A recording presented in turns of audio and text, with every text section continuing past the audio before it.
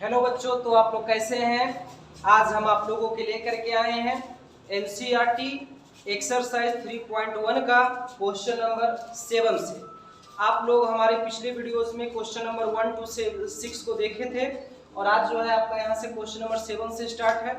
तो चलिए ठीक है, आप लोग हमारे इस क्वेश्चन को देखते रहिए जल्दी से, आप सभी लोगों को बहुत अच्छे समझ में आ जाएगा। तो यहाँ पर हमारे पास देख रहे हैं कि समीकरण दिया गया है a minus B 2a plus C 2a minus B और 3c प्लस डी, और इधर हमारे पास है -1 5 0 13। तो ये दोनों का दोनों जो मैट्रिक्स दिख रहा है आपका कोटि सेम है, ये 2 क्रॉस 2 कोटि का है, और ये भी जो मैट्रिक्स है ये भी 2 क्रॉस 2 कोटि का है।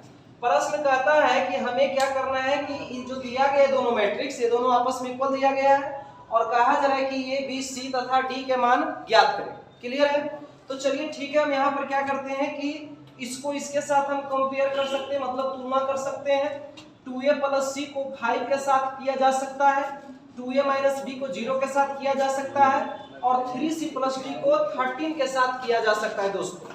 तो आप लोग यहाँ पर देखेंगे कि हमारे पास a b c d का मान किस तरह से निकलेगा। तो सबसे पहला चीज तो देख रहे हैं कि a minus B is equal to हम -1 कर सकते हैं, इसको इक्वेशन फर्स्ट मानते हैं। और देखना ये है कि ए बी वाला टर्म और मेरे पास कौन कौन से हैं।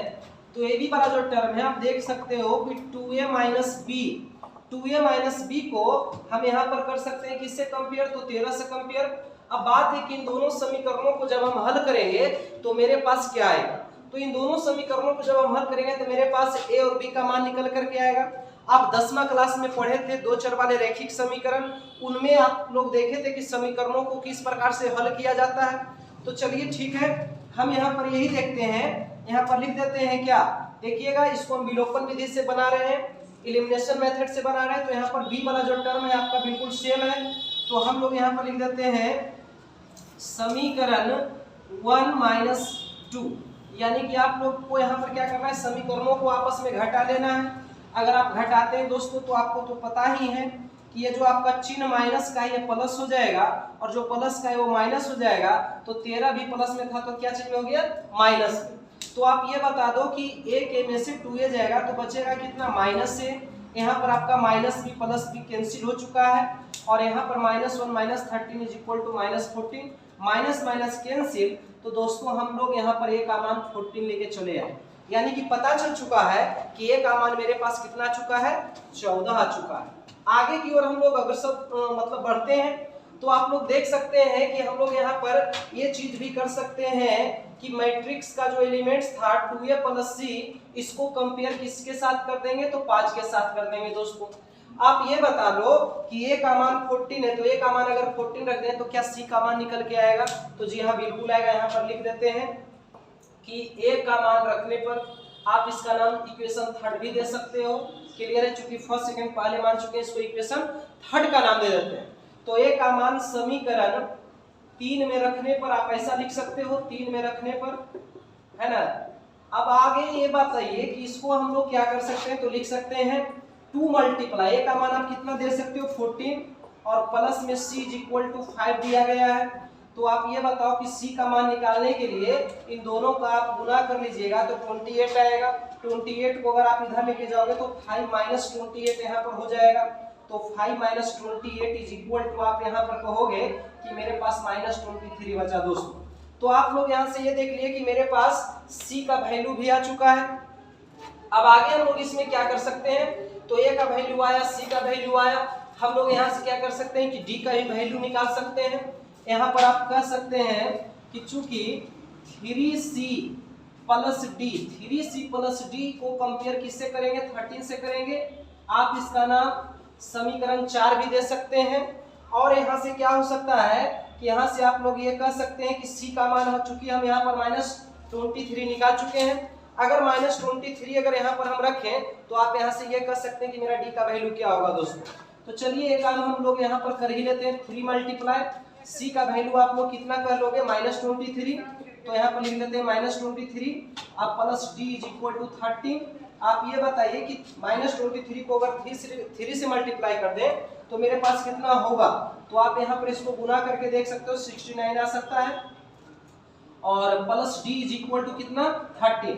आगे हम लोग यहाँ से ये बढ़ करके देख लेते हैं कि d का वैल्यू आप आखिर में कितना ला सकते हो। तो d इज इक्वल टू -39, इधर माइनस है इधर जाएगा तो प्लस हो जाएगा, तो हम कह सकते हैं 13 + 69, और अगर आप इसको जोड़ लेते हो तो आप कितना कर सकते हो 82। मेरा आंसर जो यहाँ पर आ गया वो कितना आ गया 82। क्लियर है। तो मेरे पास वैल्यू क्या क्या चीज का निकल गया, a का वैल्यू आ गया, यहाँ से आपका c का वैल्यू आ गया, यहाँ से आपका d का वैल्यू आ गया, और इसमें तो एक चीज छूट गया है, मेरे पास एक b भी निकालना था, b मेरे पास छूट गया। b का वैल्यू कैसे आता, तो आप देख सकते हो कि जब a का वैल्यू मेरे पास 14 आया, यही a का मान अगर हम इक्वेशन फर्स्ट या इक्वेशन सेकंड में रख देते तो मेरे पास जो वैल्यू आता वो किसका वैल्यू आता, 14 का वैल्यू आता। ये बात आप लोगों को अच्छी तरह से पता है। तो चलिए ठीक है, थोड़ा सा देख लेते हैं ये चीज जो छूट गया था। यहाँ पर हम लोग चल लेते हैं इक्वेशन समीकरण 1 से। क्लियर है। जब समीकरण 1 से हम लोग यहाँ पर चलेंगे तो आप लोग ये बताइए कि a - b = -1। a के जगह पर आप 14 रख सकते हैं, 14 - b = कितना है -1। आप लोग यहाँ से b का मान निकालोगे तो हो जाएगा -b = -1, और ये जो 14 है ये प्लस में है, आप इसको इधर से इधर कर लो तो इधर क्या हो जाएगा माइनस से 14 हो जाएगा, तो -14 हो गया -15, और -b = -15। तो यहाँ पर आप कह सकते हो कि b का वैल्यू कितना के बराबर आ जाएगा, 15 के बराबर आ जाएगा, और यही मेरा आंसर है, यही आपका आंसर है, b = 15। क्लियर है।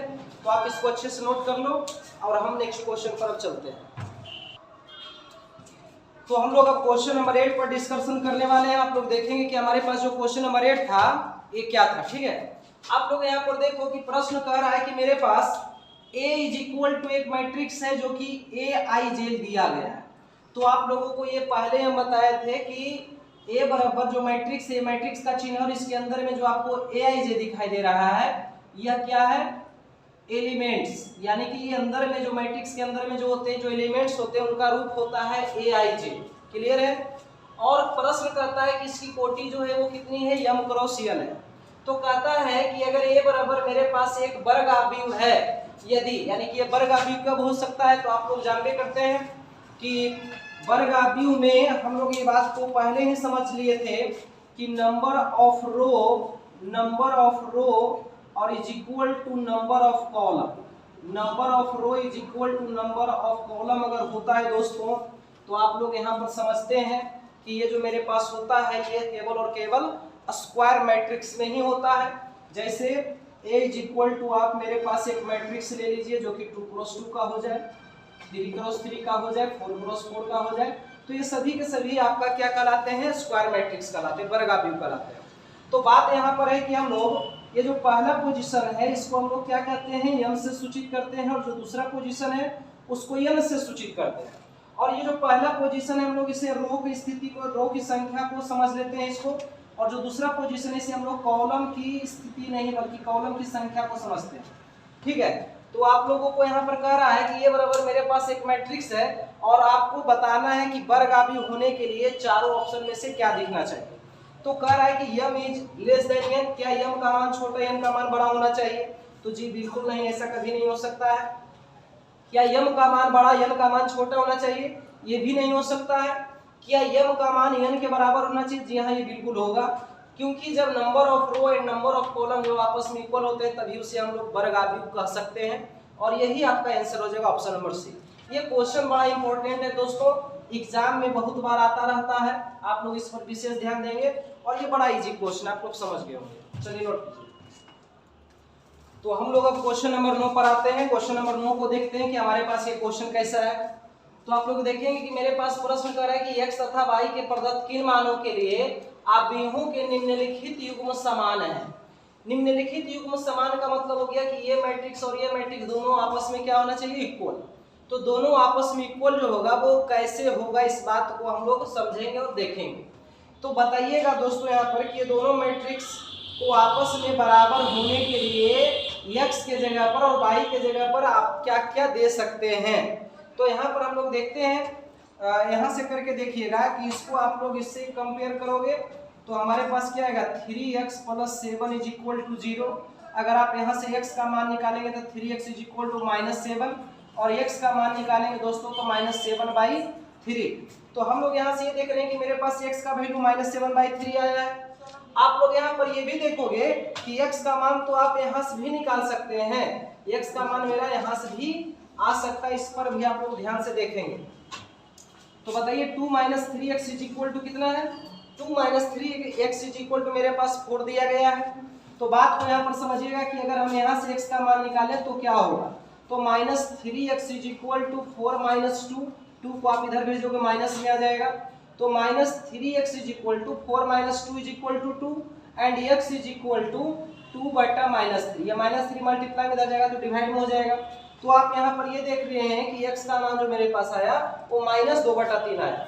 और आपको एक चीज यहाँ पर दिमाग में हमेशा के लिए बिठा लेना है। बिठाना क्या है कि यहाँ पर जब हम इसको इससे कंपेयर किए तो x का मान -7/3 आया, जबकि हम इसको इससे कंपेयर किए तो x का मान -2/3 आया। तो बात यहाँ पर क्या है, बात यहाँ पर ये है कि हर एक स्थिति में आप किसी को किसी के साथ कंपेयर करें, आपका x का मान जो भी है वो एक जैसा आना चाहिए। अगर ये मैट्रिक्स है तो दोनों का वैल्यू किसी भी स्थिति में आपका एक ही जैसा आना चाहिए। ऐसा नहीं कि इसको इससे कंपेयर करेंगे तो कुछ और आए, इसको इससे कंपेयर करेंगे तो कुछ और आए। अगर ऐसा आपका होता है तो आप x के वैल्यू को सिलेक्ट नहीं कर सकते। जैसे पूरे ऑप्शन में देखें तो यहाँ पर आप क्या देख रहे हैं कि x का वैल्यू -1/3 दिया है, यहाँ पर आपका वैल्यू 2/-3 आ रहा है, तो x का वैल्यू -2/3 आप यहाँ पर देख रहे हो कि x का वैल्यू -2/3 यहाँ पर आपका एक जगह आ रहा है।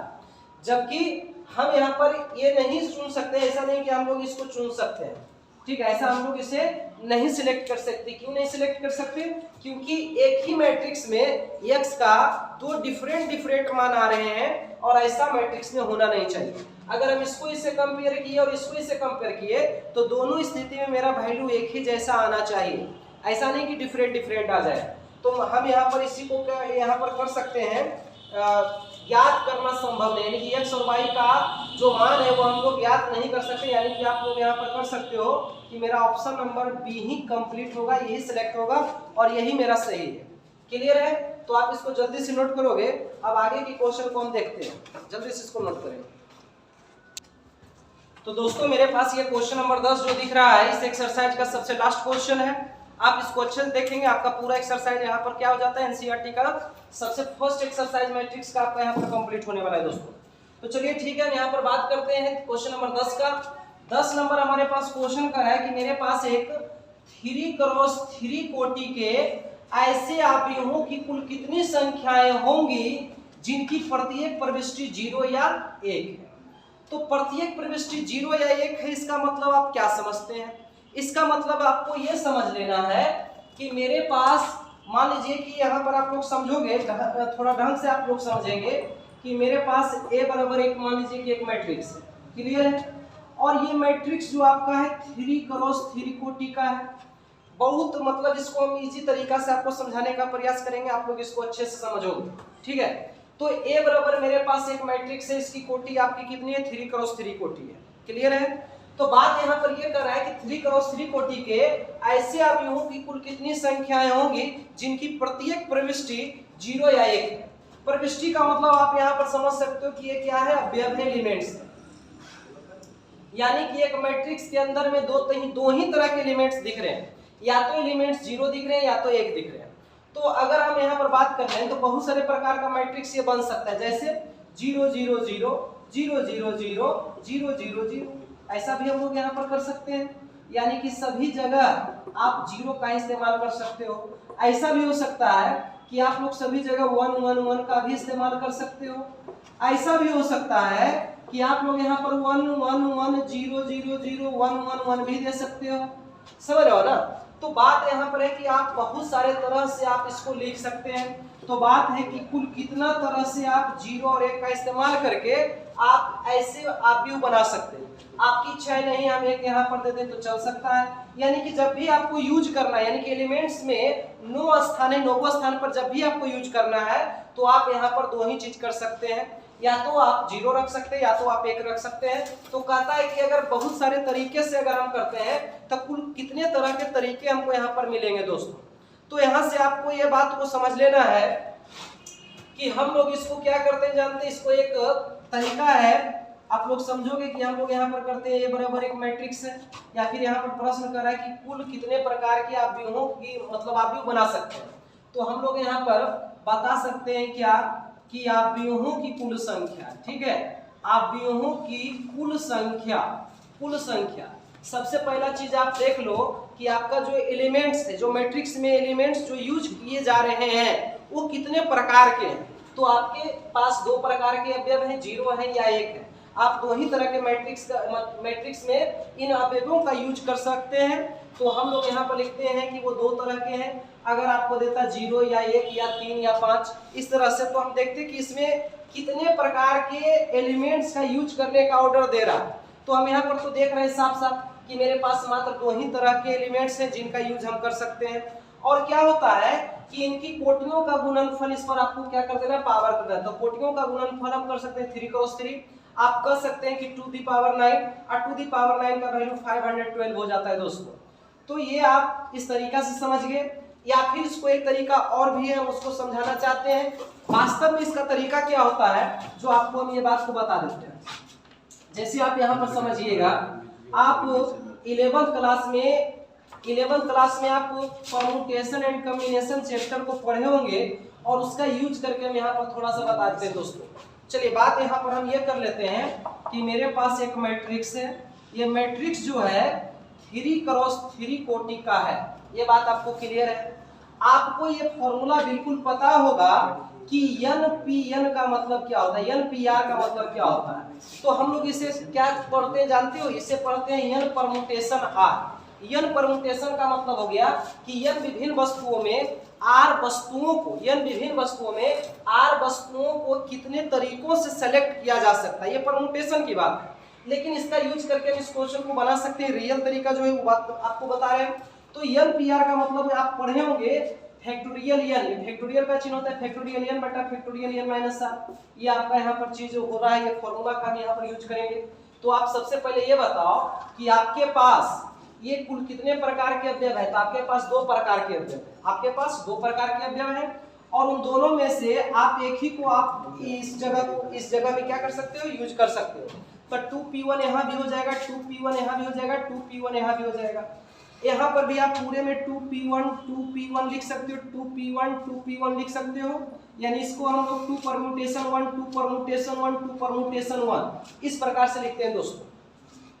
बात अब यहाँ पर ये मेरे पास रह गया कि 2 परम्यूटेशन 1 तो लिखते हैं, यानी इसका मतलब हो गया कि इस स्थान पर आप क्या कर सकते हो। तो मेरे पास दो अवयव या तो 0 है या तो 1 है, तो दोनों में से किसी एक को सिलेक्ट कर सकते हो। उसका कुल तरीका कितना होगा, तो आप यहाँ पर साइड से अगर पता करो कि 2 परम्यूटेशन 1 का मतलब होता क्या है, तब 2 परम्यूटेशन 1 का मतलब यहाँ पर हो जाता है कि दो विभिन्न वस्तुओं में से एक वस्तुओं को चुनने का तरीका। इस फॉर्मूला पर आप तोड़ दो तो हो जाएगा फैक्टोरियल 2 बटा फैक्टोरियल 2 माइनस 1, चूंकि r की जगह पर 1 है।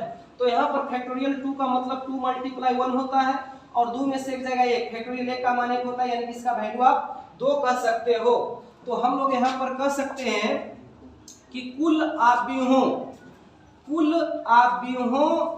की जो संख्याएं मेरे पास आएगी, आप इसको लिख सकते हो 2p1 multiply 2p1 multiply 2p1 multiply 2p1 multiply 2 dot dot dot 2p1। यानी कि आप यहाँ पर जितने भी इसमें एलिमेंट्स दिख रहे हैं 1 2 3 4 5 6 7 8 9, इन सभी को आपको क्या कर लेना है, गुणा कर लेना है। और आपको यहाँ पर बता चुके हैं कि 2p1 का वैल्यू जो आया वो कितना आ गया, 2 आ गया। तो हर एक जगह आप यहाँ पर 2 मल्टीप्लाई 2 मल्टीप्लाई 2 मल्टीप्लाई 2 मल्टीप्लाई 2 ऐसा लिख सकते हैं। और आपको ये पता है कि ये टोटल जो रिपीटेशन हो रहा है टोटल 9 बार हो रहा है दोस्तों। तो 2 दी पावर 9 और 2 दी पावर 9 का वैल्यू 512, ये आपका वास्तव में आंसर आता है। या फिर आपको जो सबसे पहला तरीका बताया था, अगर टेंशन नहीं लेना है, मतलब उस तरीके पर भी आप क्वेश्चन को बड़ा आसानी ढंग से सोल्व कर सकते हैं। सीधा सीधी कर सकते हैं कि कुल अवयवों की संख्या बराबर कुल प्रविष्टि, यानी कि कुल अवयवों की संख्या टू दी पावर कोटि का गुणनफल। आप उसका भी इस्तेमाल करके इस क्वेश्चन को बना सकते हैं। तो मेरे पास ये जो 3.1 है आपका ये क्वेश्चन यहाँ पर समाप्त होता है दोस्तों। और हम लोग जो है वह हम लोग एक्सरसाइज 3.2 पर चर्चा करेंगे। वो मेरा नया वीडियो अपलोड होगा, आप लोग उस वीडियो का इंतजार करेंगे। और अगर आपको ये वीडियो अच्छा लगा हो तो आप इसको जरूर कमेंट करके बताएं दोस्तों, और हमारे चैनल को सब्सक्राइब करें और ये बताएं कि आपको 3.2 की आवश्यकता है या नहीं है। अगर है तो यस करके आप लोग हमको सूचना दें। ठीक है, तो धन्यवाद।